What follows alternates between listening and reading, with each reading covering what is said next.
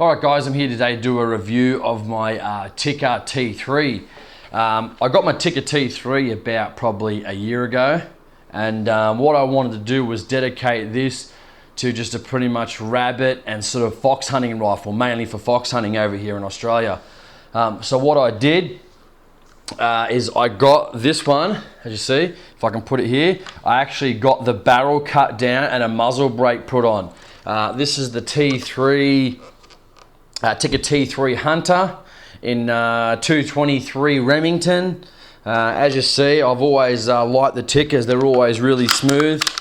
You know, I mean, some of the smoothest rifles and bolts I've ever sort of used. So it's a fantastic rifle. So what I did with this one, I got my gunsmith to cut off the barrel to the minimum in Australia, which was I think around just a pinch under 17 inches. I think the legal is 16.5, but with the muzzle brake, it brings it back up to again at about just a pinch under 17 inches. I took it out to the range at the 50-meter range, which is basically 50 yards pretty much, or 56 yards.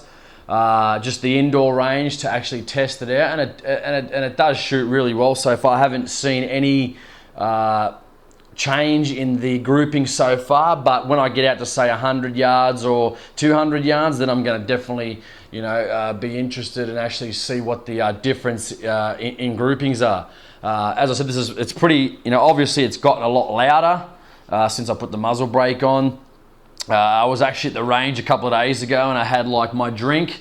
My drink was sitting next to me in a can, and I actually shot the shot, and the blast actually blew the drink over. So definitely you're gonna have to use hearing protection. But how I found out about getting this barrel actually cut down was a guy by the name of Stan, who's on YouTube. If you don't know who Stan is, you can check out his YouTube page, which I'll actually post in the link below.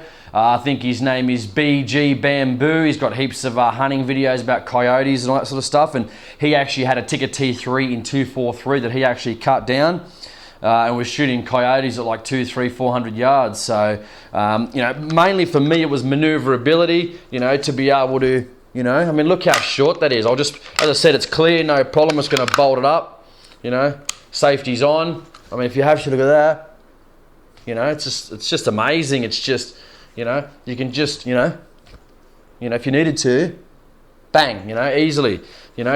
And also too, the reason people might say, you know, why did you get a muzzle brake on a 223? Well, again, I've got holes in the vertically here, because when you chop the barrel down, one, it's going to give it a bark anyway, but the main reason is not for recoil, it's actually for vertical jump. So because you're shortening the barrel, a lot of the gases aren't going to be able to, a lot of the powder's not going to be burned off by the time it heads through.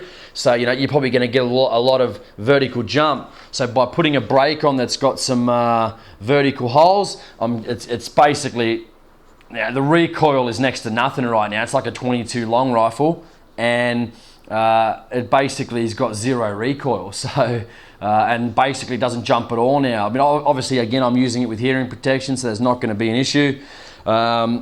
It's just a great gun. I probably shouldn't have got the wood because it's mainly a hunting gun. I should have got the synthetic, but I'll know for next time when I get my next rifle. So, yeah, basically just under 17 inches, muzzle brake. It's absolutely fantastic. I love it. So easy to point. I mean, it's a lot lighter.